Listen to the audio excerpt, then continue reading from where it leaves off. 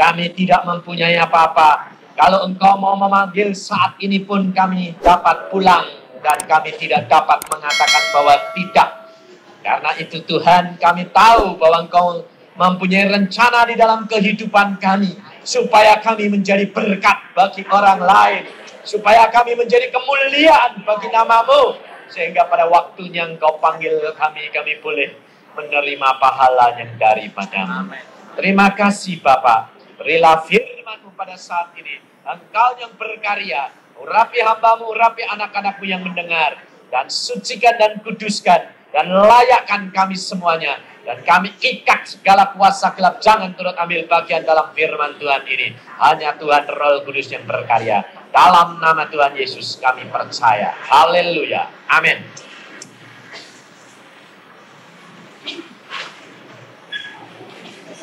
Saudara-saudara yang kasih dalam Tuhan. Kalau tadi tim bersaksi bahwa ada anak Tuhan yang bertobat justru di Irian Barat. Saya kerap kali ditulisin surat, jadi bingung saya. Karena pikirnya mau konseling lebih lanjut, tebel-tebel, ada 8-9 lembar. Lah saya kalau suruh tiap hari nulis surat, nanti ada bisa khotbah. Saya tidak bisa nulis surat, saya mengatakan, saya kalau dapat dengar itu suatu anugerah Tuhan. Sebab saya sendiri di Bandung, kalau ditanya, Pak Yusak mau beli kasetnya, nggak punya kaset, saya bilang. Loh, lah kaset Pak Yusak kok sudah di luar negeri, sudah di seluruh Indonesia. Iya, tapi wong saya nggak nyetak, saya bilang. Loh, lah Pak Yusak nggak jual? Udah. Saya tidak pernah jual kaset, ya nggak pernah terima apa-apa, wong saya memang tidak mau terima apa-apa. Kalau kaset itu sampai kemana-mana, itu anugerah Tuhan. Maka dari itu kalau saudara dapat berdoa, mendoakan, saudara turut ambil bagian, menyimpan deposito di surga. Ya, di dunia ini banyak orang kepengen nyimpan di bank supaya dapat apa? Bunga, betul tak? Tapi nyimpen di sana itu luar biasa. Sebabnya apa? Nyimpen emas di sini nanti tidak bisa dibawa ke sana. Kita tidak bawa emas ke sana. Tapi kalau kamu mau ngambil emas, engkau tidak usah susah-susah. Di surga jalanannya saja dari emas murni. Kamu mau nyungkili? Boleh. Jalanannya saja dari emas murni. Ini loh saudara, luar biasa Allah kita. Dan yang kita cari itu apa? Nyimpen emas di sini nanti ya hilang lagi. Tapi kalau di sana jalanannya saja emas. Saudara pernah berani bikin jalanan dari emas? Ada orang kaya bikin? Tidak. Ada orang kaya bikin keran ledeng dari emas. Tapi ternyata angsal ada orang mau cuci tangan, ketakutan, dilihatin terus. Jangan-jangan kerannya dikantongi. Nah, jadi emasnya jadi akhirnya jadi berhalanya, saudara. Maka dari itu, jangan khawatir. Kita tidak akan kekurangan apapun yang kamu inginkan di dalam dunia ini. Yang menjadi kemuliaan raja-raja dan bangsa-bangsa akan menjadi bagianmu nanti di surga. Sebab kalau saudara baca Alkitab, saudara akan tahu semua kemuliaan bangsa-bangsa dan raja-raja yang kudus akan dibawa ke surga. Saudara tahu. Engkau di dunia ini tidak lihat toh kemuliaan dari raja-raja kan engkau tidak pernah lihat. Tapi engkau nanti bisa menikmati semuanya. Tapi ada tapinya, ya mak ya. Yang nikmati siapa? Yang di dalam istana loh. Sekarang tempat istana presiden itu semua hal keistimewaan daripada daerah-daerah masuk istana enggak?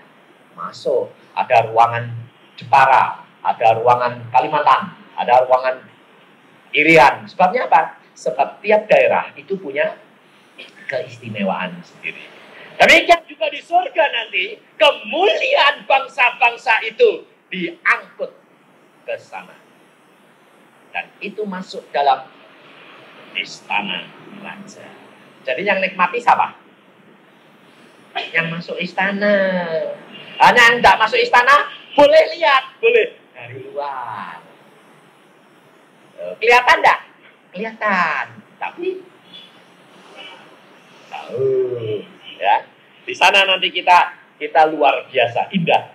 Saudara, Tuhan itu adil.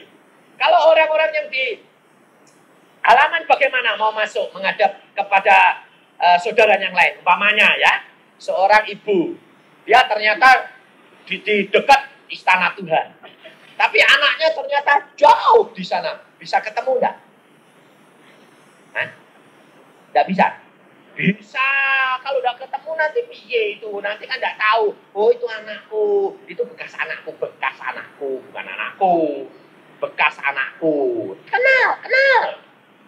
Sebab nyatanya kalau ke sana kenal nanti. Oh ini, sebab di dalam Alkitab pun orang kaya dengan Lazarus pun orang kaya itu kenal Lazarus.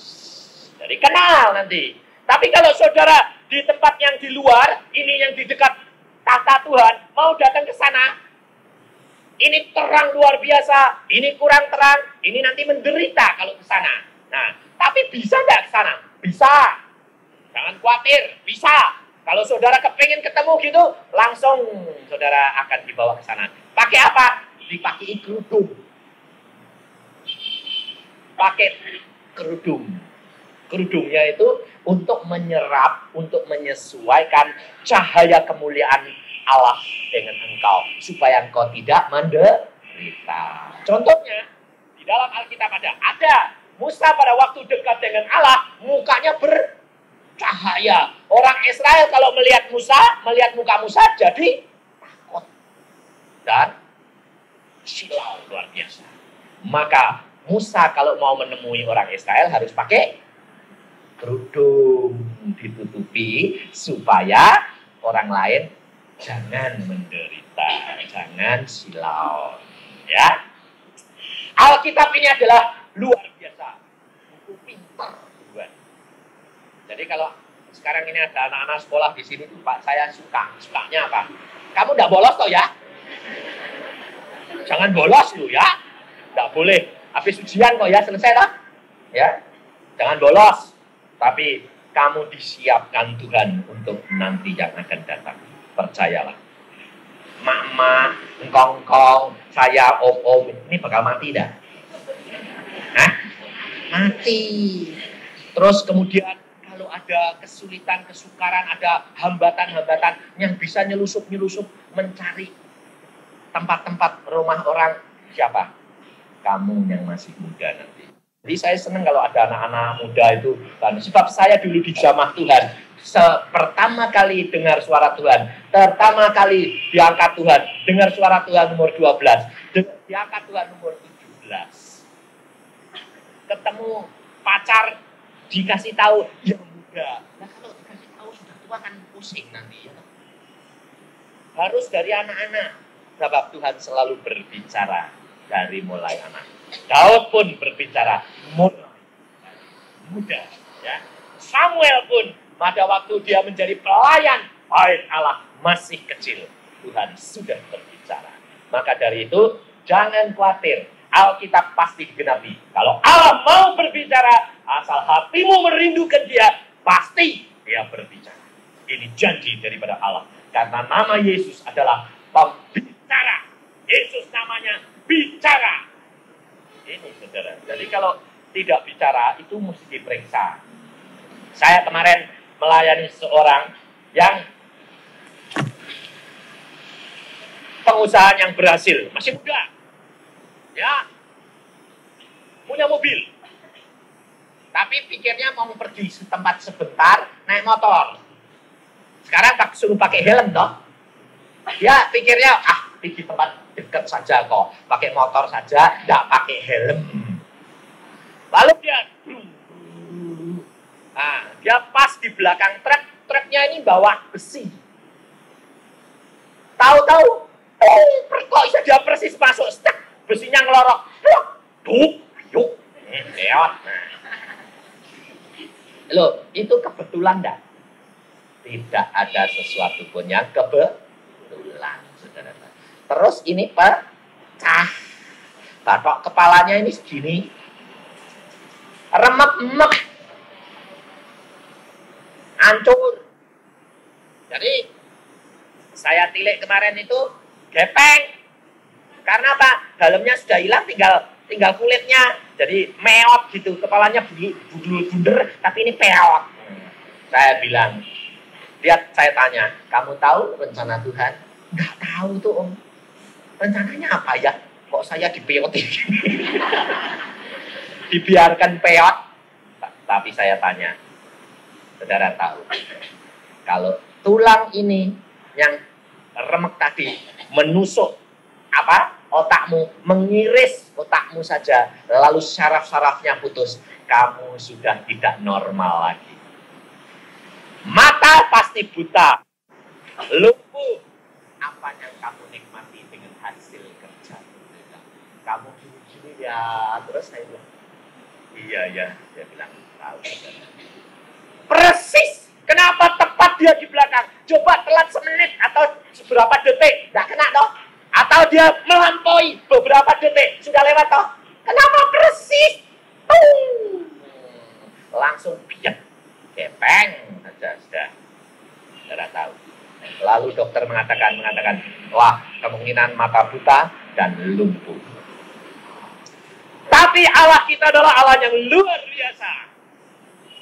Dia jamah, dan Tuhan bukan melalui saya, melalui didoakan saudara-saudaranya. Dan Tuhan luar biasa, dokter sendiri sampai heran. Kok penyembuhannya kok cepat sekali? Cepat. Dan tidak buta, tidak lumpuh. Normal 100%. Aneh enggak? Itu peringatan. Tapi kalau engkau tidak mau bertobat, sudah diberkati Tuhan lalu mulai sibuk dengan berkat, ya biasanya gitulah. Karena diberkati, sibuk dengan berkat, lupa Tuhan. Kalau sudah gitu diingatkan, apa yang kamu dapat? Kamu sibuk-sibuk dengan perkara-perkara yang sia-sia. Tapi Tuhan masih memberi kesempatan dia untuk kembali semula, saudara. Dan nanti kalau sudah baik, dia mau kasih apa? Kasih batok kepala plastik. Jadi sebagian ini mesti diganti. Rambutnya nanti abadi, tidak bisa tumbuh. Ya tetap segitu terus. Sebabnya rambutnya rambut palsu. Yang lain tumbuh, yang itu enggak. Karena apa? Karena palsu ya. Maka dari itu jangan main-main dengan waktumu. Kalau engkau diberkati banyak, itu adalah suatu anugerah ya. Mari kita belajar firman Tuhan di dalam Ayub.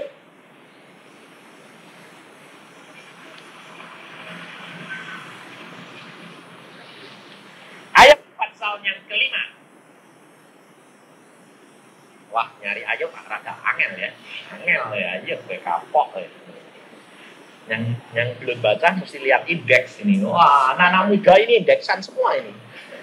Jangan nggak mau masuk kalah sama Om nggak pakai indeks.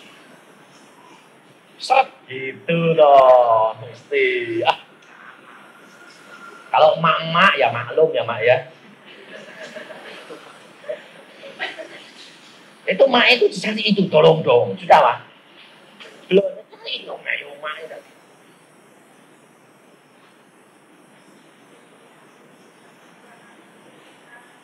Baru toh.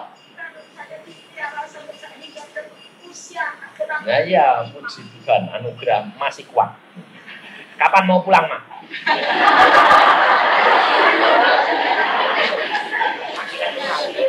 Hah? Amin. Siap-siap. Karena siapa yang pulang dulu tidak melihat aniaya itu untung. Tapi siapa yang ditunggu suruh menikmati aniaya, lebih untung. Sebab berkat mahkota disediakan ya. Nah ini yang muda-muda siap-siap loh kamu. Jangan enak-enak. Ayub pasal yang kelima, mulai ayat 8. Tetapi tentu aku akan mencari Allah, dan kepada Allah aku akan mengadukan perkaraku. Dia melakukan perbuatan-perbuatan yang besar dan yang tak terduga, serta keajaiban-keajaiban yang tak terbilang banyaknya. Dia memberi hujan di atas muka bumi dan menjatuhkan air ke atas ladang. Dia menempatkan orang yang hina pada derajat yang tinggi, dan orang yang berduka cita mendapat pertolongan yang kuat. Dia menggagalkan rancangan orang cerdik, sehingga usaha tangan mereka tidak berhasil. Dia menangkap orang berhikmat dalam kecerdikannya sendiri, sehingga rancangan orang yang berbelat-belit digagalkan.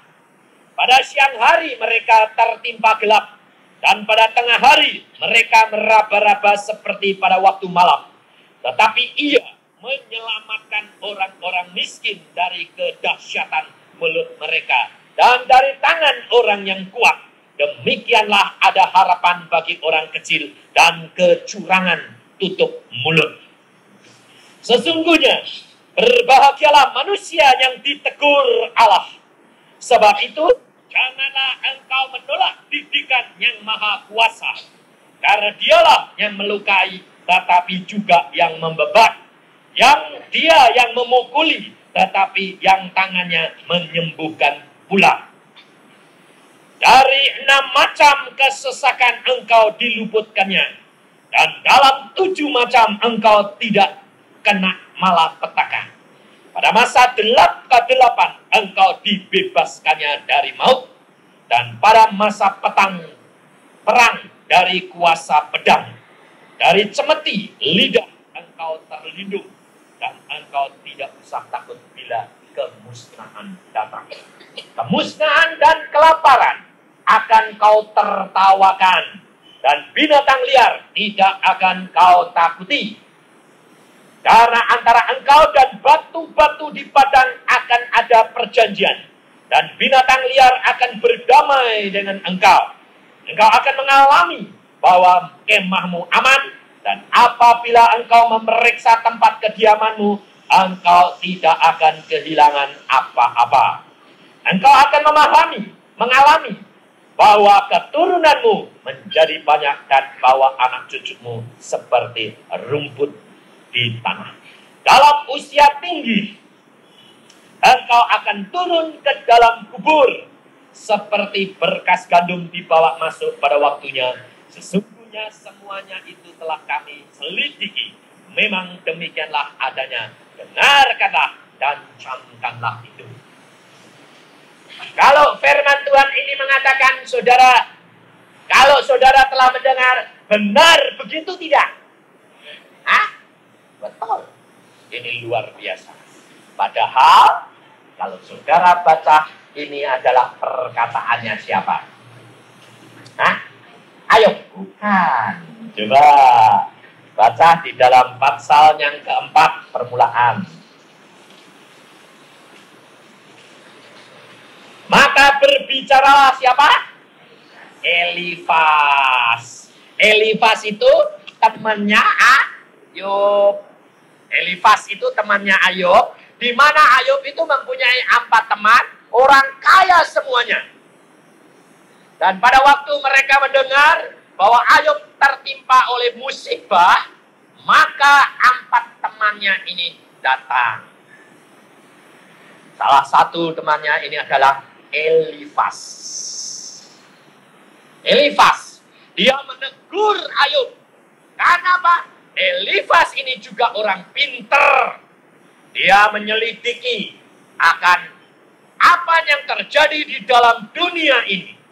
Bahwa Allah itu maha kuasa. Allah itu memberkati orang benar. Allah itu memberikan segala perkara di mana anak-anaknya yang menurut dia. Betul tidak? Bangsa Israel pun kalau meninggalkan Allah, dia dihukum. Lalu Elifas ini melihat gambaran itu dijadikan patokan. Dijadikan peraturan. Nah, saudara sendiri kerap kali berbuat begitu. Hah? Kalau ada orang kena musibah, apa saudara kata? Ya, pasti orang menanam kacang akan menuai kacang. Betul? Hah? Ada yang nanam kacang, dituainya jagung. Itu hukum alam. Tapi hukum alam ini hukumnya siapa? Hukum Allah. Maka Elifas mengatakan kepada Ayub, pasti engkau berbuat khianat. Pasti engkau berbuat menekan orang miskin. Pasti engkau menganiaya orang miskin. Maka sekarang engkau tertimpa oleh bencana seperti ini. Tapi apakah Ayub dia berbuat jahat? Tidak. Justru Ayub orang yang saleh, orang yang jujur. Tapi mengapa dia harus ditimpa perkara seperti itu? Bukankah saudara juga kerap kali, aku sudah jadi Kristen, aku justru cari Tuhan, malah sial terus. Betul tak? Anak-anak juga kadang-kadang gitu. Anak saya pernah langsung disemprot sama anak saya. SMP. Dia datang-datang, Pak, aku tadi pagi sudah sembahyang. Tuhan sudah bilang, belajar ini. Aku belajar. Kenapa hasilnya kok 0? Kok malah dapat 3, Pak? Waduh, saya kayak orang ditampar. Saya diam, saya berdoa, Tuhan bagaimana? Diamkan sebentar. Ya. Wah, ngomel dia. Berutuh. Oh ya. Mana? Katanya Tuhan gini. Ya, saya diamin saja. Nah. Tuh. Oh ya. Nah, sekarang sembahyang. Ya, sembahyang. Ngomel sama Tuhan. Nuntut ya. Aku sudah ngomong kok gini kan. Ya. Hatinya mendengkal. Saya diamin saja. Setelah sore, sudah tidur. Sore, saya ajak omong-omong. Kamu kalau mau naik kelas, mau ujian enggak? Ujian. Nah, ujian apakah selalu itu mesti baik? Enggak. Kalau kamu baik terus nanti, kamu bisa setia kepada Allah enggak? Kamu akan bisa membedakan antara disertai Allah dengan tidak disertai Allah. Enggak. Nah ya. Nah, tapi kok Tuhan bilang, ya Tuhan, saya sudah berdoa, Tuhan mengatakan, minta, maka engkau dapat. Ketok pintu, maka akan dibukakan. Aku sudah ketok pintu surga, aku sudah berdoa, aku sudah minta. Kenapa hasilnya begini? Terus saya tanya, apakah setiap permintaanmu itu pasti harus digenapi? Iya. Udah ngotot? Iya, mesti dong. Kan Tuhan mengatakan begitu. Betul. Tapi setiap permintaan digenapi apabila sudah bayar harganya. Betul tak? Loh, coba kamu masuk ke toko serba adat. Kamu kepengen kipas angin karena kepanasan. Kalau pergi persekutuan supaya bawa kipas, ya kan? Seperti saya punya ini. Tapi saudara ambil, tukang jaganya bilang apa? Mana boleh? Loh, apa harus bayar? Kalau saudara kalau tahu otomatis mesti bayar. Nah. Tapi kalau sama Tuhan kok tidak mau bayar? Maunya gratis toh? Loh benar enggak? Kalau sama Tuhan mau bayar enggak? Hah? Pikir bilang apa? Tuhan kaya oh, enggak butuh dibayari yo, ya toh. Jadi tak mintai terus lah pantesan. Kalau saudara mau, saudara harus bayar harganya. Apa kata Tuhan? Kalau engkau mengasihi aku, engkau menuruti segala perintah-perintahku. Kalau engkau menuruti perintah-perintahku, engkau tandanya mengasihi aku. Dan aku dan Bapakku akan menyatakan dirinya kepadamu. dan engkau di dalam aku, minta apa saja, aku beri. Oh, Yesus tidak mengatakan, aku beri. Stop.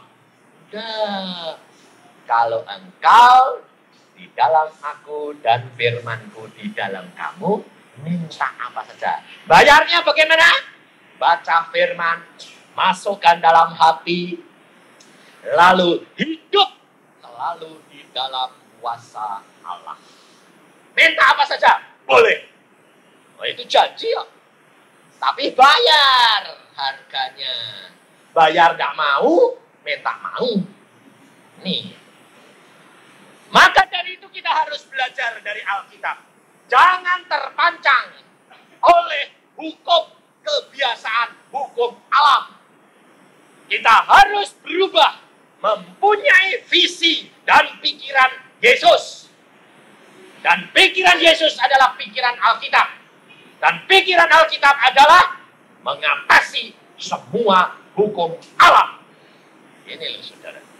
Jadi kalau ada orang kena musibah, ada orang kena kesulitan, harus bertindak bagaimana?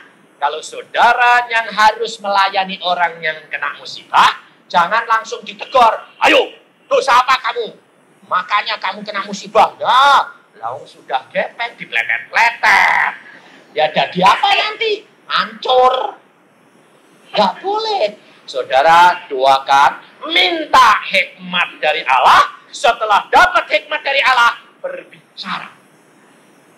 Ini cara menghadapi orang yang kena musibah. Supaya kita tahu, kita doakan, angkat dia.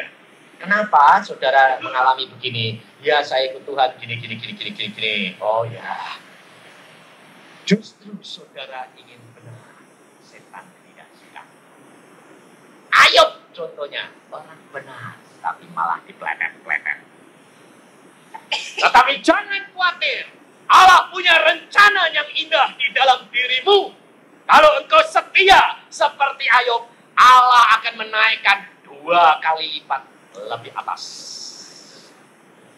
Karena Allah melihat engkau orang saleh, engkau mencari kebenaran, maka Allah akan tingkatkan lebih tinggi. Kalau orang menderita karena dia berbuat dosa, itu sudah lumrah. Tapi kalau orang benar menderita, itu anugerah. Jadi kita harus selalu dapat memandang kepada Allah dan mengucap syukur. Saya mengucap syukur kepada Tuhan. Kalau dari kecil saya menderita, kemudian dididik oleh Tuhan, kemudian dikirim ke Irian Barat, di sana cepat kaya saya. Pada waktu dikirim ke sana, saya mengatakan ke Departemen Kesehatan, saya sedia dikirim ke seluruh Indonesia kecuali Irian Barat. Saya tidak mau. Tapi sebelum masuk ke kamar itu, saya berdoa, Tuhan, aku hambamu. Tempatkan di mana apa yang engkau kehendaki, aku nurut. Tapi sudah punya konsep. Indonesia mau, Irian tidak. Karena pada waktu itu Irian belum masuk Indonesia, masih pepera, masih belum pemilu, belum pemilihan.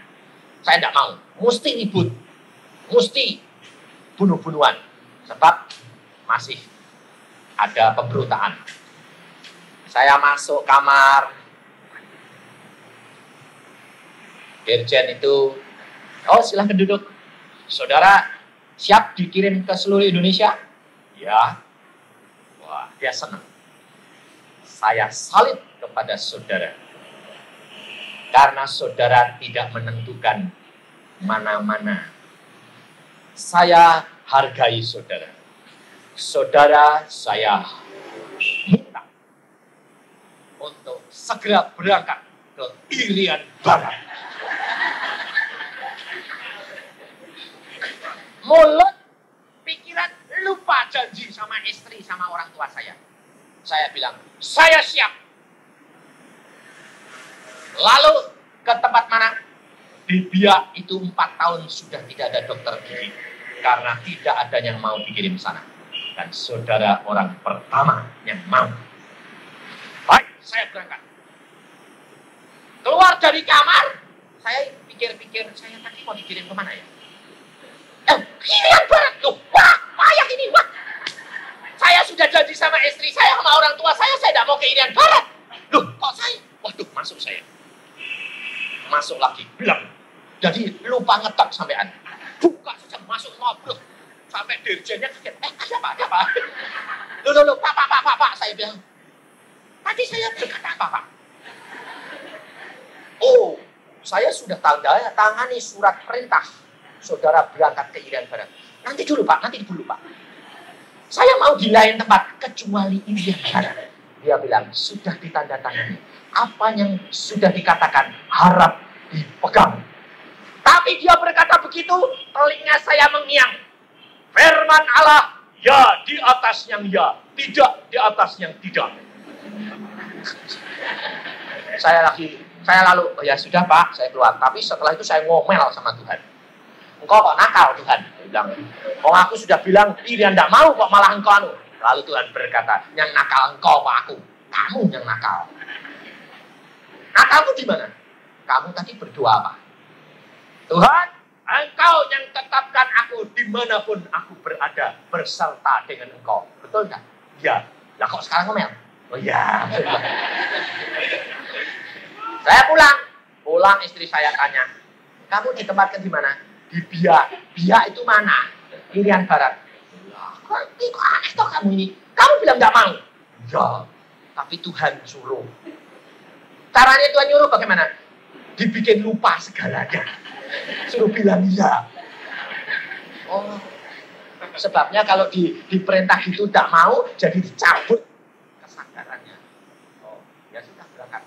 Lalu saya pikir-pikir gini, sudahlah Tuhan, saya tak berangkat dulu ya. Istri anak-anakku tak tinggal sih. Sebabnya bagaimanapun juga itu di sana itu banyak nyamuk, malaria.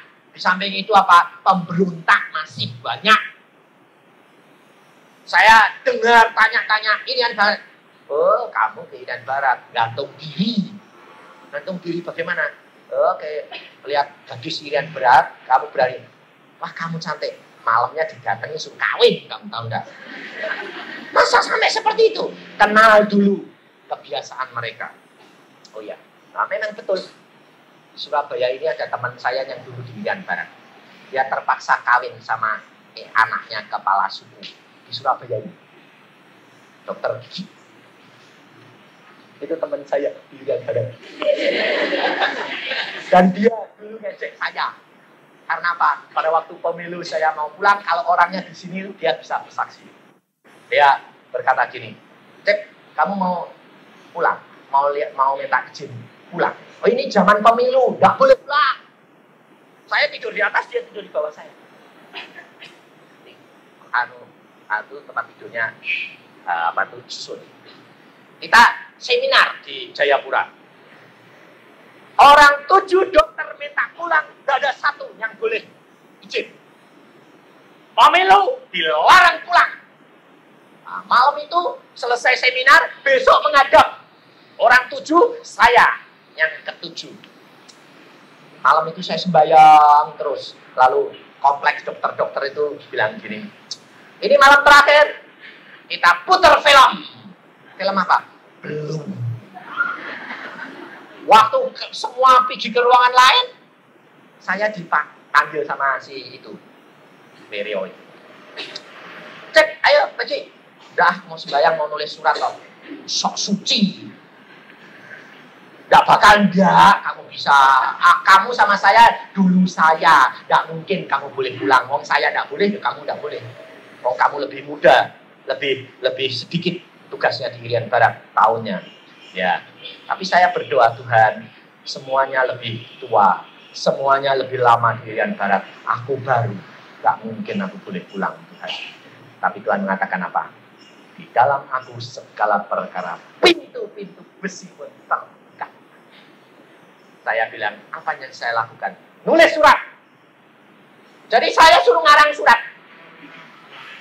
Nulis surat sama siapa? Sama kepala dinas. Padahal besok itu kita harus menghadap pribadi. Lucu enggak?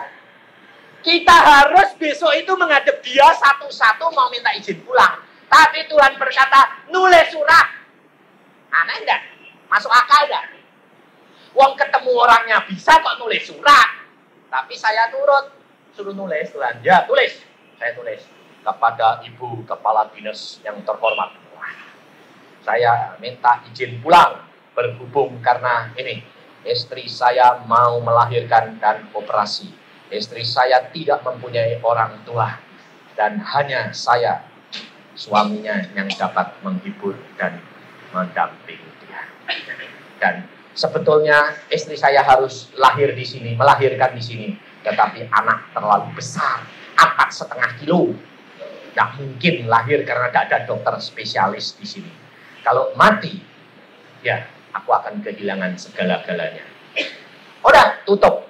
Saya percaya ibu mau mengerti keadaan saya dan izinkan saya pulang.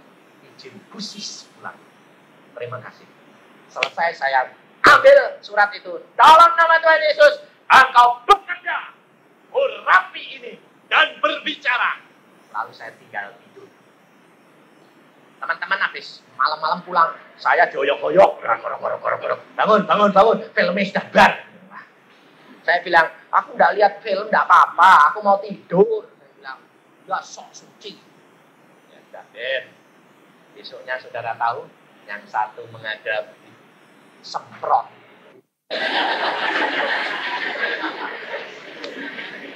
Dokter pimpinan di Jayapura.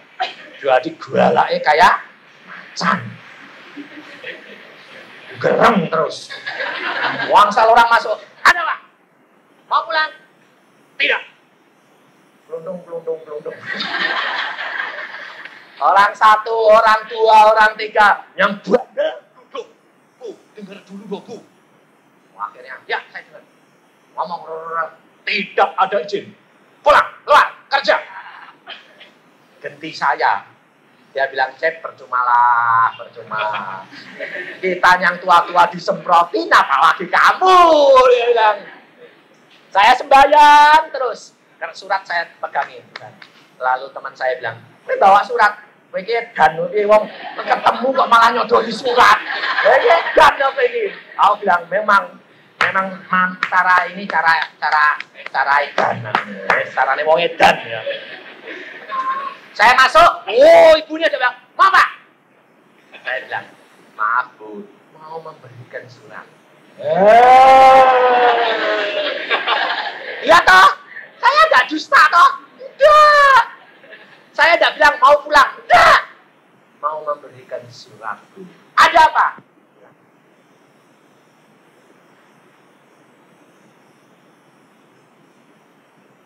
Yuk, saya berikan. Ya buka surat, saya berdoa. Dalam nama Tuhan Yesus, Roh Kudus, engkau bicara, sentuh hatinya, maka engkau akan buka pintu besi. Doa. Umi terus. Tapi saya lihat dia. Saudara tahu, yang baca surat air mata turun. Dia membaca surat air matanya turun. Tetes, setetes. Dan dia berkata, engkau satu-satunya dokter yang aku izinkan pulang. Semuanya tidak aku perkenankan, hanya engkau. Dia berkata, kau pasti anak Tuhan ya, gak taunya dia orang Kristen.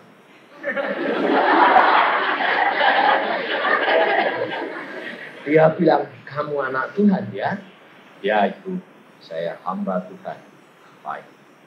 Kalau tidak, surat ini tidak akan berbicara, menyentuh hati. Baik, yang ambil kertas sedikit. Satu-satunya dokter seluruh Irian Barat yang diperbolehkan pulang karena keadaannya urgen. Kasih tiket, pulang pergi. Saya pulang, ngantongin surat kecil itu. Saya bawa ke tata usaha. Teman saya dokter yang lain masih nunggu. Dia bilang, kamu dimaki ya. Dia bilang, kamu enak ya, dimaki ya. Saya bilang, yang dimaki kamu. Saya bilang, lah kamu? Saya dapat izin. Lalu dia buka. 7 masuk lagi protes. Tidak setuju. Saya tidak terima protes. Keluar semua kerja. Apa? Lalu saya pulang. Kenapa kamu diam? Nah, terus teman saya yang Rio itu bilang gini. Pantes sih ya, kamu tadi malam sembahyang. Aku lihat bro. Kamu dapat, aku enggak. Nah ini loh saudara. Engkau kalau mau berjalan dengan Tuhan, dimanapun engkau berada, Allahmu sanggup menolong engkau. Dalam keadaan apapun, engkau pasti tolong. Jangan takut menghadapi pencobaan. Karena Allah itu punya rencana yang indah di dalam kehidupanmu. Memang sementara engkau dijepit, engkau tidak tahu apa yang harus engkau lakukan. Tapi jalani langkah demi langkah. Akhirnya tahu-tahu kamu selesai. Dan kamu lolos. Ternyata Tuhan punya rencana yang indah di Irian Barat. Saya dipakai Tuhan untuk khotbah di gereja, di penjara. Saudara tahu Allah punya rencana yang luar biasa. Dan ternyata di Irian Barat Tuhan angkat tinggi-tinggi menjadi kaya. Jual apa? Es mambu. Bayangin, masuk akal dia. Istri saya bawa sana cuma bawa apa? Bawa esen, bawa apa-apa itu perlunya apa? Sebab nanti anak-anaknya kalau minta es mambu. Gak taunya di sana. Pada waktu kita bikin, tetangga itu pada pesta dibikinkan anak-anak, dibikinkan es mambu. Orang bilang kok enak. Beli es mambu harga dulu zaman tahun 69. Itu di sini harganya Rp5, di sana dijualnya Rp50. Dalam setengah tahun, gaji saya saja dimakan 10 hari habis. Gaji untung es mambunya 4 kali gaji saya. Kita tidak pernah bisa memikirkan. Saya bilang, Tuhan saya ke Irian Barat bakal mati garing. Saya bilang, gajinya itu loh Tuhan, sore tidak boleh praktek. Gajinya itu cuma dimakan 10 hari habis. Tapi Tuhan mengatakan, menurut aku sudah sediakan segala-galanya. Ternyata di sana Tuhan buka jalan, bikin es mambu. Gaji 800 uang sana, es mambunya saya untungnya 3.000 setiap bulan. Bayangin. Jadi makan berkelimpahan, habis itu pikiran mulai terbuka. Lihat-lihat, wah orang Irian Barat kok tidak punya kursi jadah. Alat rumah tangga sulit, segala sulit. Lalu Tuhan berkata, kamu datangkan dari Jepara ukiran-ukiran. Nanti kamu kaya dalam waktu singkat. Dalam waktu 6 bulan saya kaya raya. Beli mobil baru, guys. Sampai istri saya bilang, ternyata rencana Tuhan itu luar biasa ya, ajaib. Kita jadi kaya raya sekarang. Ya, mobil punya, segala punya, bayangin. Saudara. Dan saudara tahu, pada waktu saya pulang, pikirnya mau beli rumah, mau beli unit buat praktek, mau beli mobil. Tahu-tahu senang saya pulang, istri saya sudah pulang dulu, 6 bulan. Saya pulang. Ani kita beli rumah, beli mobil. Kamu mau di mana? Istri saya bilang, saya pada waktu kecil Tuhan sudah berbicara, aku menetap di Bandung. Baik, imani segala perkara jadi. Saya menghadap ke Jakarta, saudara tahu. Saudara mau jadi dokter DPR. Yang utang siapa? Kakak saya. Karena apa? Istri saya di rumah, campur sama kakak saya. Dia butuh modal, utang. Lalu yang diutangi bilang, kalau kamu yang tanda tangan, aku kasih utang. Kalau kakak muda. Lalu karena dia desenggi sama kakak saya, perempuan, dia tulis surat. Utang segini, tanda tangan. Saya datang, orang yang ngutangi dia bilang, Ayo bayar. Bayar apa? Saya bilang, aku udah utang kamu. Bon dikeluarin semua. Istrimu tanda tangan. Hah? Utang segini banyaknya? Saya bilang. Saya tanya, kenapa kamu utang? Enggak, aku yang utang. Lah kalau mau tanda tangan nih, kakakmu yang utang. Saya tanya, kamu bisa bayar enggak? Aku udah bisa bayar, habis. Ya kayak orang dilolosi loh, makles. Kempes lagi habis-habisan. Rumah-rumah kontrak. Lalu Tuhan memberikan penglihatan. Ini tuh saudara. Tuh lihat tuh Yusa. Wadah pohon tinggi. Berbuah lebat. Daunnya subur. Dan ada angin ribut. Buahnya rontok. Sebentar lagi ribut lagi. Daunnya rontok. Ribut lagi. Kulitnya ngelupas. Saya bilang, mati pohon itu, gepeng. Lalu Tuhan berkata, tidak bisa mati. Kenapa? Lihat, mata saya dibuka. Akarnya itu dalam sekali. Sampai bersumber pada air hidup. Mana mungkin Tuhan, pohon sudah melupas semua. Bisa. Di dalam Yesus segala perkara bisa terjadi. Lalu dilihatkan pohon kulitnya mulai tumbuh. Mulai berdaun, mulai berbuah. Saya tanya, siapa pohon itu Tuhan? Yusa.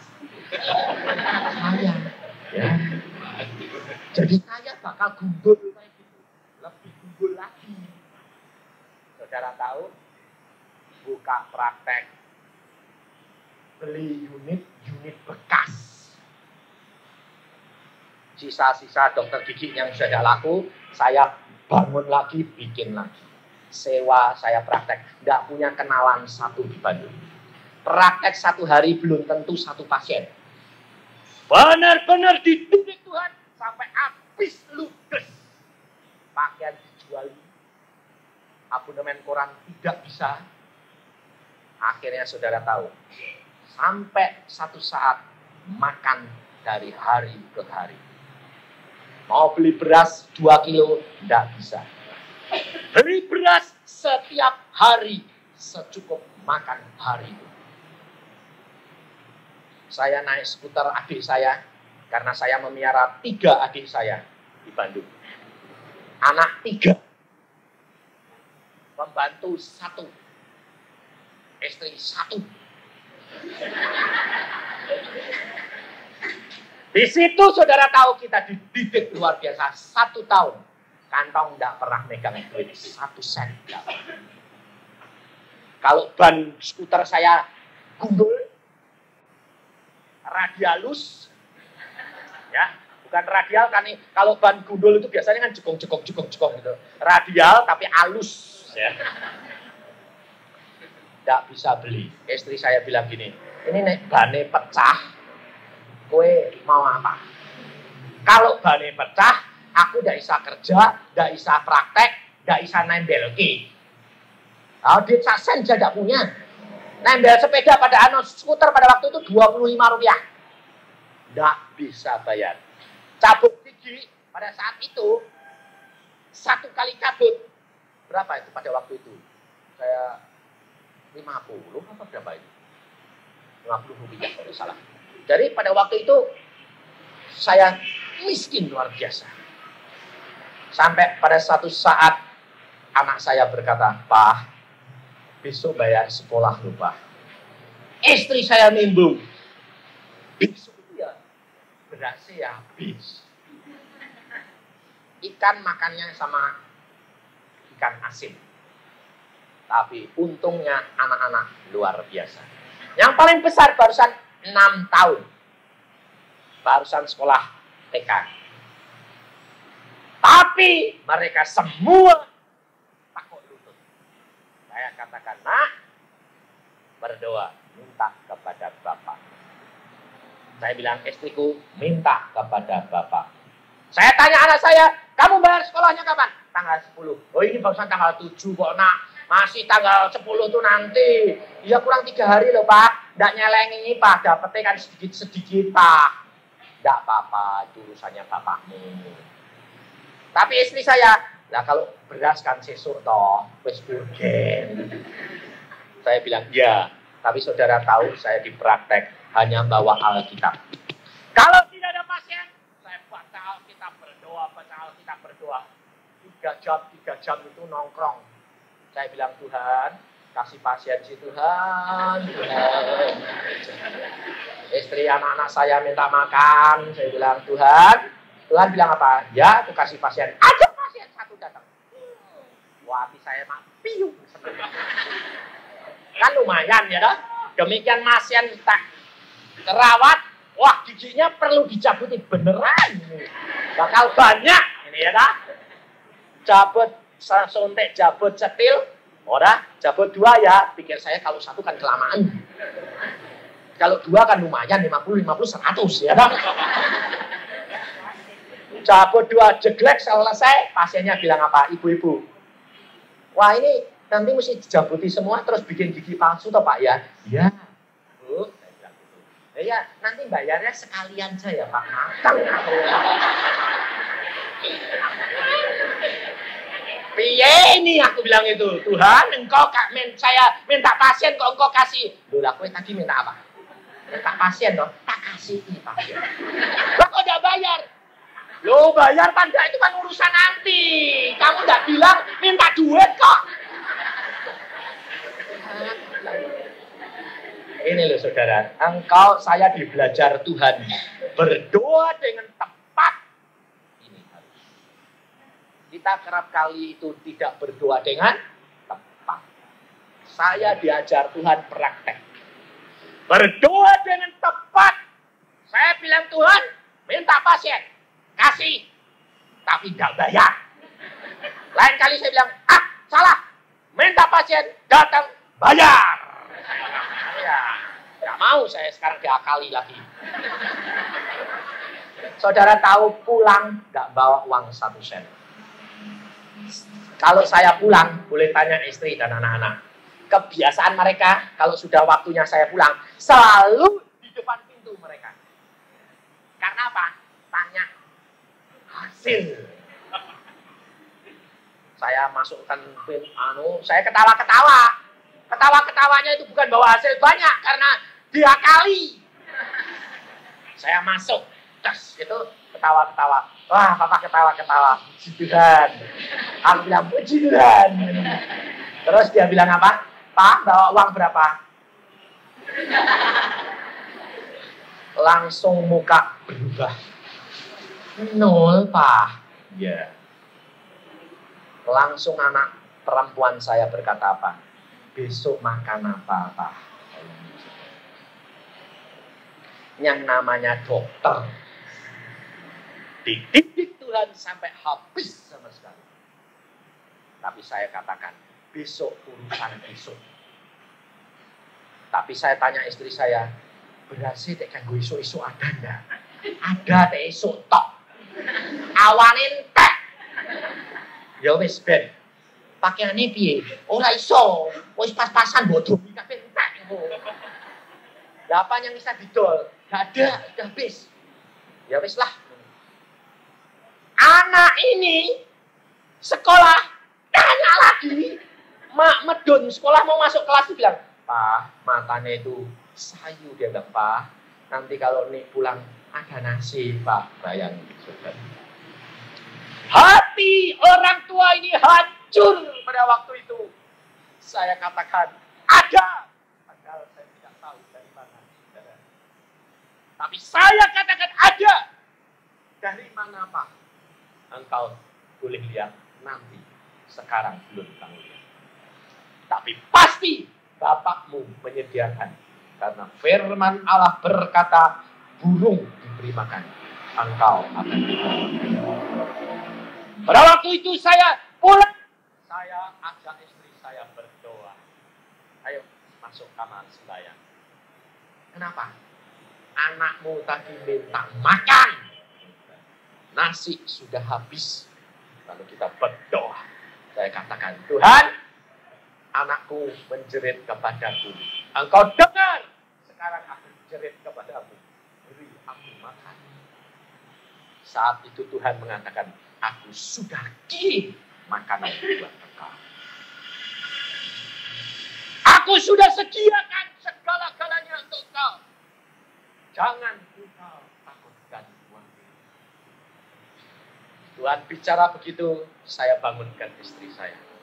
Jangan takut, Allah sudah kirim makanan untuk kita. Istri saya bilang apa? Dari mana? Engkau nanti tahu. Sebabnya apa? Istri saya sedih begitu. Sebab istri saya sudah minta izin pada saya. Dia mengatakan, saya minta bagian warisan saya kepada kakak saya. Karena dia anak 3. Kakak perempuan, laki, dan perempuan dia yang paling kecil. Ayah ibunya sudah meninggal. Dan mereka punya toko onderdil. Setiap bulan dibagi 2 orang. Saya tidak pernah dikasih 1 sen pun tidak pernah. Kemudian istri saya bilang, saya mau tuntut minta bagian dari mereka. Saya bilang, kalau engkau minta, engkau pulang. Tidak usah turun aku. Saya keras luar biasa. Demikian juga ayah ibuku pun aku tidak minta 1 sen. Kita keadaan seperti ini. Bapak yang akan memelihara, bukan manusia. Karena kita berharap kepada Bapa. Aku bertanggung jawab. Kalau sampai kamu tidak bisa makan, jangan panggil aku suamimu. Saya keras sekali. Jadi pada saat seperti itu, dia nuntut. Nah, sekarang bagaimana anak kita minta makan? Allah sudah mengatakan, aku sudah beri kamu makan. Aku sudah kirim. Selesai berdoa, bel bunyi. Kiriman apa? Beras. Dari mana? Dari ibu saya di Jepara. Ibu saya tidak tahu kalau saya kekurangan. Siapa yang mengira kalau anaknya dokter kekurangan? Tidak mungkin. Tapi di Jepara ada beras besar-besar, rojo lele. Panjang-panjang. Dia bilang, meskipun anakku dokter, tidak bakal pernah makan beras besar kayak gini. Selama aku di Jepara berapa puluh tahun, belum pernah panen raja lele seperti ini besar-besarnya. Wah, anakku tak kirimannya berapa? 20 kilo. 3 hari dari Jepara ke Bandung. 3 hari, saudara. Berarti Allah sudah tahu bahwa tepat hari itu beras tidak ada. Tepat hari itu uang tidak ada. Tapi Allah 3 hari yang lalu sudah kirim dari kota Jepara. Betul tidak? Allah kita maha tahu. Datang tepat. Waktu saya tanya, dari mana? Dari Jepara. Buka beras 20 kilo. Tuhan mama bilang, nak, aku ingat engkau. Biarpun kamu dokter, ada beras wangi, rojo lele. Ini buat engkau dan anak-anakmu. Saudara tahu. Mama tidak tahu kalau saya dalam keadaan yang kejepit sedang dididik Tuhan. Lalu istri saya bilang apa? Puji Tuhan, sekarang sudah ada beras. Percaya? Allahmu sudah mengatur segala-galanya. Tapi ikannya apa? Kangkung nggak ada, ikan asin ya sudah habis. Tidak apa-apa, saya bilang. Nanti Bapak kirim. Sebentar lagi, datang lagi. Kiriman melalui bis lain. Apa? Ayam goreng Kalasan. Datang 2 ekor sak besek. Ya toh, kakaknya istri saya yang ngirim. Dia kalau ngirim dokter ngasih 1 kan tidak enak, 2. Tidak taunya dokter emeh kelaparan. Lalu selesai cepat dimasak, saya jemput anak. Keluar pertama kali ketemu saya, apa anak perempuan saya? Pak, ada nasi. Ada. Dari mana? Papa hutang. Enggak. Allah bapakmu kirim melalui mak dari Jepara. Dia berkata apa? Langsung pulang masuk kamar, tekuk lutut. Tuhan Yesus, Engkau Allahku yang kaya. Engkau Allahku yang baik. Engkau Allahku yang memelihara. Saudara tahu, makan dan senang. Kita jalan langkah demi langkah bersama dengan Tuhanmu. Apapun yang sedang kau hadapi, jangan khawatir. Allahmu sudah tahu yang terbaik untuk engkau. Kalau masa engkau dalam kepicikan, kau akan diberi kekuatan. Pada masa engkau sanggup, engkau dibiarkan untuk berjalan seorang diri. Tetapi sampai kepada waktunya engkau tiba di tempat dan engkau diangkat tinggi-tinggi. Jangan kira bahwa saya tidak mengalami penderitaan. Sama, semua hamba Tuhan dididik dari bawah. Sekarang saya hidup dalam kelimpahan luar biasa. Karena apa? Naik terus ke tingkat yang lebih tinggi. Maka jangan putus asa, jangan kecil hati. Hadapi segala perkara menurut kehendak Tuhan dan ucapkan syukur.